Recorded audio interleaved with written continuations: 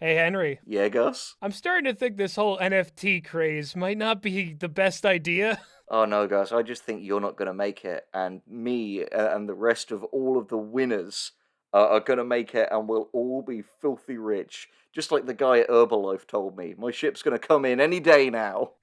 How is there a second episode of the Red Ape family? How was this not an elaborate rug pull yet? Yeah, yeah, honestly, it's been a while since we made our first video, and it did well. It was what honestly started us talking about the bizarre intersections of NFTs and art. It just feels like the simulation of reality keeps breaking down and getting stranger and stranger because while conceptually, morally, ethically, the very existence of the Red Ape family and all it represents is unquestionably a bad thing because NFTs suck, they're a scam, and all that other stuff. We would be remiss to say that episode 2 of the Red Ape family in several ways isn't higher quality than episode 1, because it is. Yeah, as writers, we have to acknowledge that there's better structure here. The characters are a bit more defined, the world is a bit more defined.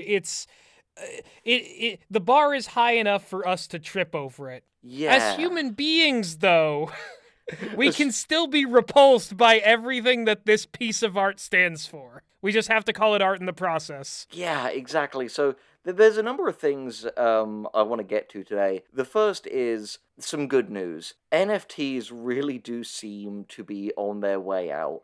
Did you hear about the first tweet debacle, Gus? No, I have not. I believe Jack Dorsey minted and sold off the first ever tweet for $2.9 million to a collector of such things. And since then, he has put it on the resale market, hoping to get $48 million on it through like accumulated value. Right, which always works. Yeah, of course. So when you drive a car off the lot, it suddenly doubles in value, right? Mm-hmm. Oh, always. So, Gus, I would like you to guess what the top bid that was on this first tweet when this guy put it up for resale. What do you think the top bid was? I'm gonna say this might be lowballing it, but is it under $100? You lowballed it a little bit, but it is under $300. Like, that is one of the most catastrophic losses I have ever heard of. Oh my god. The Red Ape family being back feels like such an anomaly because in all these other cases, there's lost value. There's like, they'll just abandon projects like Cryptoland. We're never hearing of that. Oh, There's Connie 100%. NFTs, worthless now. The fact that this came back and now has what seems to be a budget, meaning that the first episode made some kind of profit for these horrible red apes, it's just baffling, man. It really is. It really, really is. What it feels like to me is, that bit you'd see in like every Wally Coyote and Roadrunner Looney Tunes short, where Wally Coyote like overshoots chasing the Roadrunner and runs right off the edge of a cliff, but until he looks down, he's still just sort of running on air because he hasn't realized he's gone off the edge of the cliff yet. And it's only when he realizes that he'll finally like tumble down to his doom. That's what the Red Ape Family episode 2 feels like. Yeah, because I think they just are so firmly not looking down. Like, this feels like people actually believe in it in a very strange way. Genuinely, like I want to know if Two Chains, who does seem to, other than making the occasional tweet about it, literally only seem to be there for like funding and a little bit of name recognition because I don't believe he has any part in the directing, writing. I don't think they even use any of his music for it, which is bizarre because you'd think, if you had access to like a pretty well-known musical artist, you'd want to use their stuff, wouldn't you? Yeah. Well, wait, does he do the opening theme, or who does the opening theme? I don't know, and I don't care enough to check myself. So if you're watching this, please let us know who does the opening theme down in the comments and whether or not it's 2 Chainz. Yeah, please. Let's talk a little bit about the episode itself now. Do you want to get us started off on that, Gus? Well, yeah, because we were almost in this episode in a weird, twisted way. But Yeah, they left us out. They disincluded us. the reason this video is slightly later out than our videos usually would be is we got into a bit of a copyright kerfuffle with Chuck Wendig, which we ended up winning because our 7-hour video on him has since been reinstated and the strike has been removed from the channel. But at the time we thought, oh shit, considering that now we know they don't really take criticism that well, we probably shouldn't fuck with the Red Ape family in case they copyright strike us as well and put us in a really precarious position, which is why we waited for the Chuck Wendig video to be reinstated. But from the very beginning, when we saw it come out, and we saw the, they obviously had the most direct diss to Saberspark, which makes sense. He's a way bigger YouTuber than us, and is a really cool guy as well. Meg has actually worked on his like multi-animator projects, like the one for Joshua and the Promised Land. But yeah, they had a montage of all the critical videos, didn't they, at the start, and we weren't in it. You know, far be it from me to have like, you know, NFT enemies on our tail. That's you know, but come on, some credit where credit is due. We did make the video. Yeah, no, personally, because the thing is, it's not that we can't take a joke. We're upset that you didn't make fun of us. We want to be at the expense of your jokes. I mean, Notice us, senpai. People already say sometimes that our little icons look like NFTs of us, so we're pretty close. You know, working our little lizard and Frankenstein guys in there. They can just be background characters. Maybe you can have like Chucky like shoot one of us in the head or something, you know, at least some recognition. there's an alternative one of me that's a skeleton from the old video. You could put that guy flying a plane and it will be all set. Yeah, exactly, like Gus in a somewhat culturally insensitive turban flying a plane and covered in blood. No, they just put me in a chef's hat and my hand would always be like curled up in an okay. Yeah, like a big, like, curly mustache. Because they've got to have, like, Mamma the weird racial stereotypes, which, by the way, they lampshade in this episode with Dr. Nuatiti?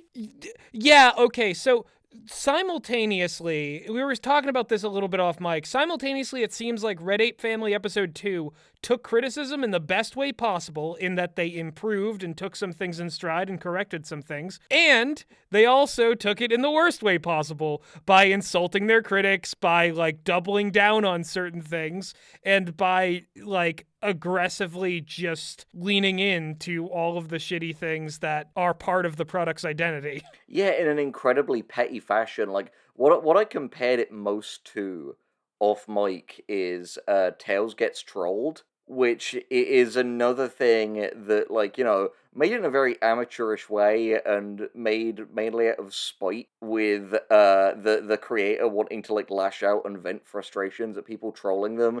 They even in this episode do the, like, incredibly basic, all of the trolls are virgins living in their mother's basement type shit.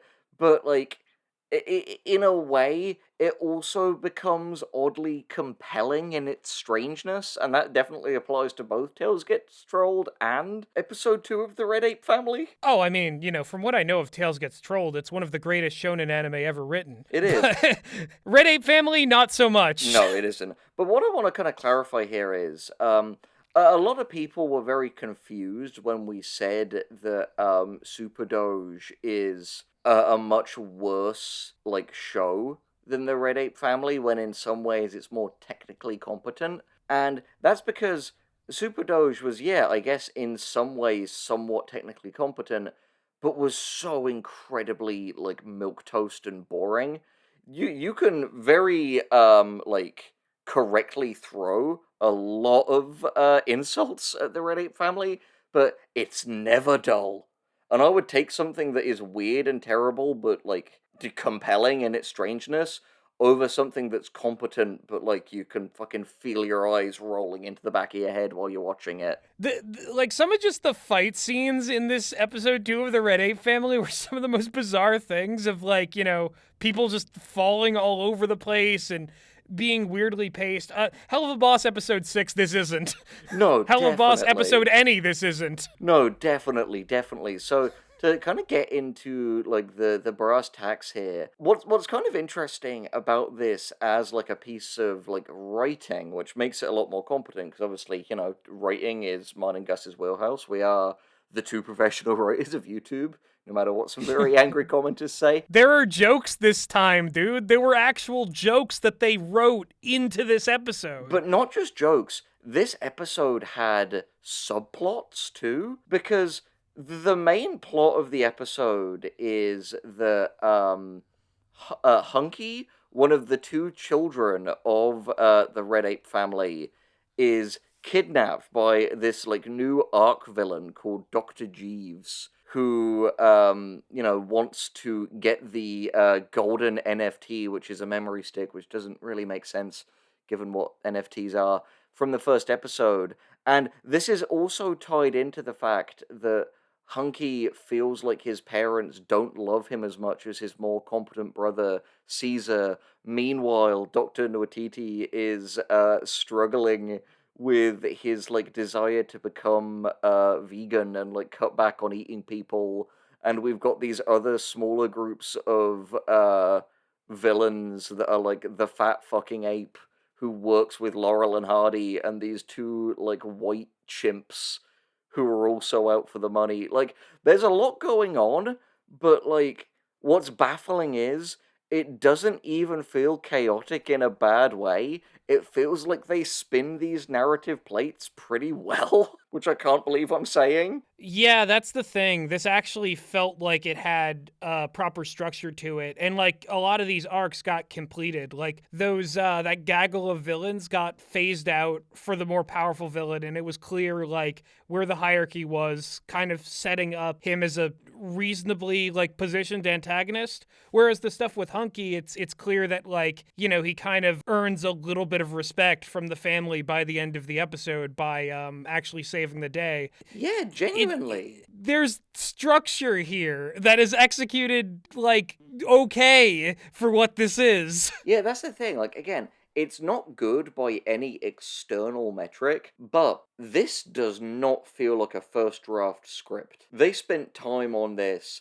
There was I imagine, a degree of planning and a degree of editing afterwards. Yeah, I here's the thing. The cynic in me believes that like the first episode was intentionally like really shitty on purpose just to see if they could get away with it, and then like they were planning to make this one the first serious one. I mean, that's possible, but at the same time, I could also believe that they felt genuinely burned enough by the criticism that they thought, well, we'll show them. Yeah, it's true. I mean, they had enough money to like, improve in the interim, and maybe whatever compelled them to make it better was a thing that was decided after the fact. I don't know. I can't say. This whole thing boggles my mind and injures me psychically more every time I think about it. Yeah, because what I hate is if you told me, Henry, you either have to watch the Red Ape Family episode 2, or I can pluck a random episode of, like, I don't know, Family Guy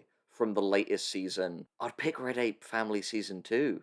Episode 2. Do you know what I mean? Yeah, it's awful. But here's the thing. This feels like the like economic like artistic equivalent of like eating a Chick-fil-A sandwich. Like at the end of the day, whatever enjoyment we can get out of it, it's unethical. Exactly. Like, it feels gross. Like, I watched it with ad block on, so they're not getting ad revenue from me. But yeah, no, same, dude. But like, seriously, it is bizarre. It does create this odd cognitive dissonance because, again, Gus and I, we're honest people. We have been from the start. Like, our first video on Hell of a Boss was I was wrong about Hell of a Boss, because we're not the kind of people who, for the sake of our own egos, will lie about this shit. We earnestly have to tell you, yes, it's better than episode 1, genuinely, and by some metrics. It isn't badly written. And it brings us no joy to do that, but we have an allegiance to give our honest appraisals of writing as the same time as we have an allegiance to say that NFTs are terrible for the planet and for people Yeah. in general. It puts us in an odd position. So, like, I want to talk about some of the granular details in this. First, I want to talk about Dr. Nwatiti, who they actually try to give some character to, which is fucking bizarre to me. Oh, and by the way, something that we made a community post for this deserves to be in the video. You know what I'm gonna say. After we joked last time about how Dr. Nwatiti was muscling in on the turf of our channel character Direwolf, who is like a Vor goth furry wolf lady voiced by our pal Nicole Goodnight, our good pal Rocket Shark, who goes by at vorjokes.jpg on Twitter. I'm sure I'll put the at on the screen. Made this incredible piece of fan art of Direwolf eating Dr. Nwatiti in the style of the old Goya painting, Saturn devouring his son. And it's just too good to not have on screen right now. And it's clear that it worked. It is because incredible. They literally remove that aspect of his character in this episode.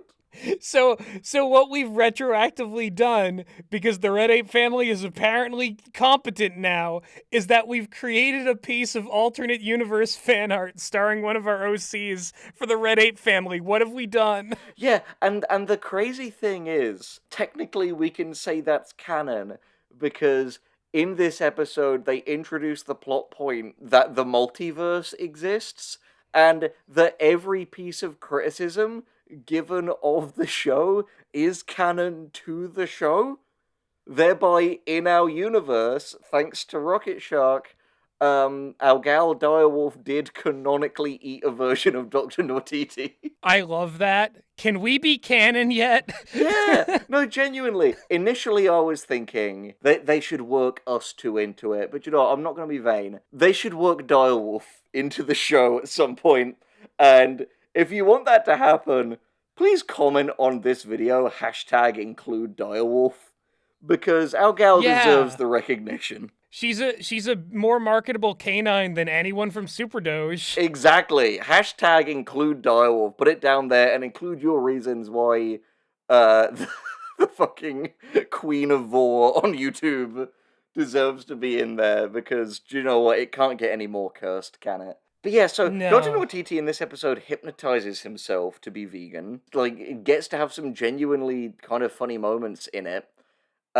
Chucky gets to kind of have a bit of a character as this kind of, like, I hate to fucking say this, but I genuinely like, conceptually, what they've done here with Chucky more than what the later seasons of Rick and Morty have done with Rick Sanchez, because it genuinely feels like they've done a character who, like, arrogantly believes he's the shit, but in reality is a dysfunctional loser, a lot better than that show does, because, frankly, Dan Harmon and Justin Roiland aren't that great at making a dysfunctional character that they're not also glorifying. You know?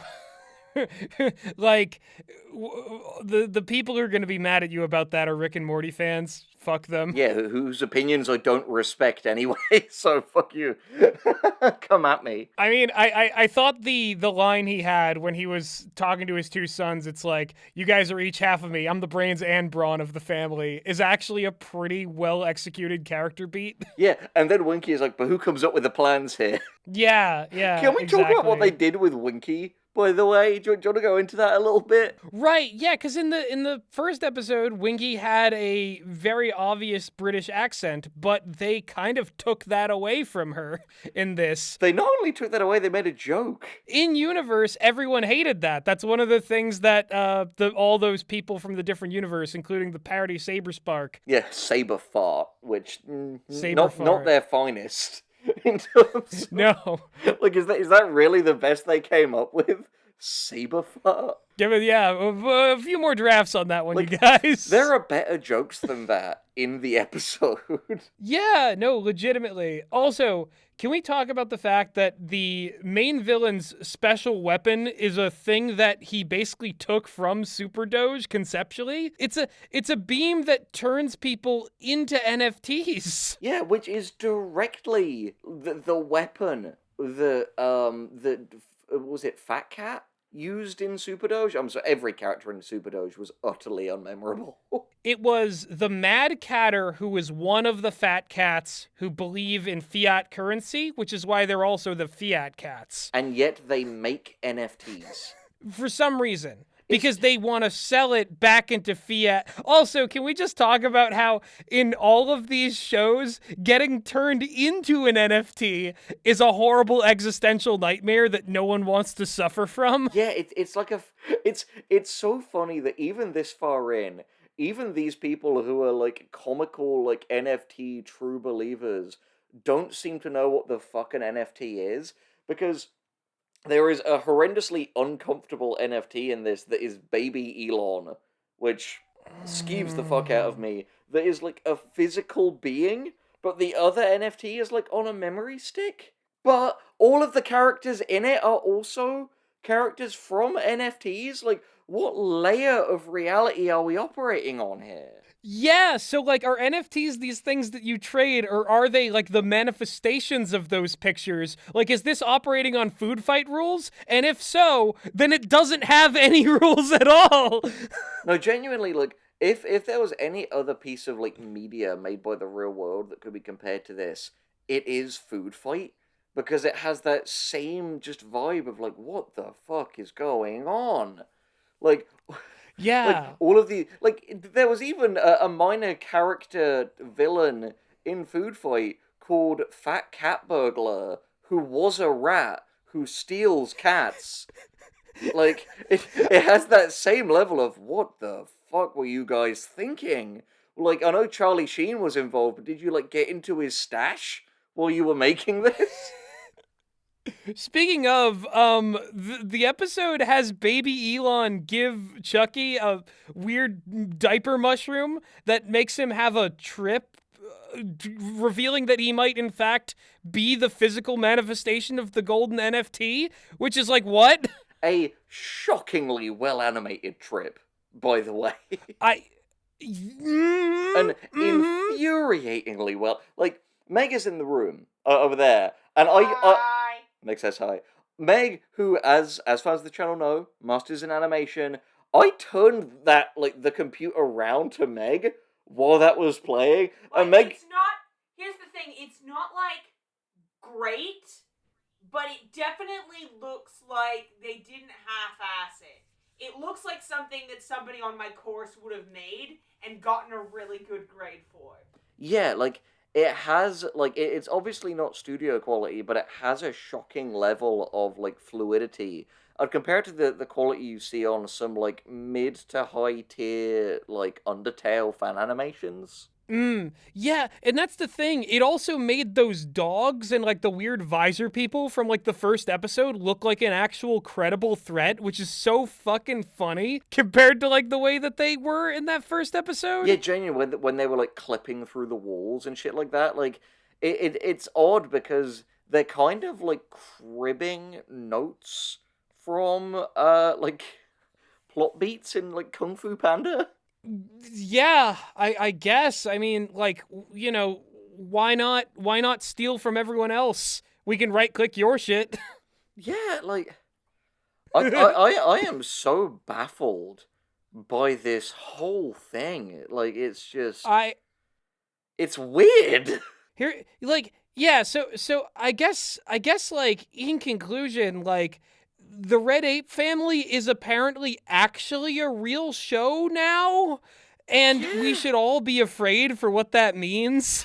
Yeah, genuinely. Like, because the thing is, it's genuinely looking like if even one more episode comes out, this is going to be the NFT show that outlived NFTs. Which is going to be shockingly bizarre. That will be a really interesting cultural artifact. And hey, if NFTs aren't around and this gets unironically good, then like we wouldn't have to feel bad about enjoying it. Yeah, we wouldn't have to feel bad about enjoying it. It'll Oh my god. Yeah, I gotta say, when this episode came out, this was not the video I expected to record, but hey, color me morbidly curious. Exactly.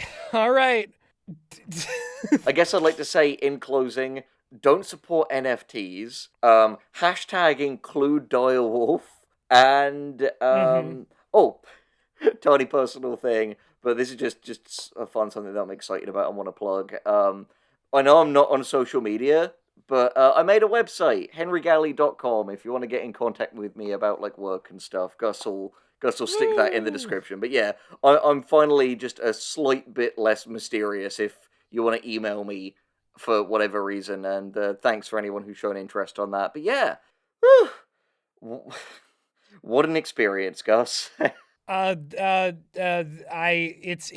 hell. I don't know what's going on. I don't know what the future holds, but, we'll be seeing you. In the near future. That one. You said it. You said the thing I usually say. You did it. You did it good.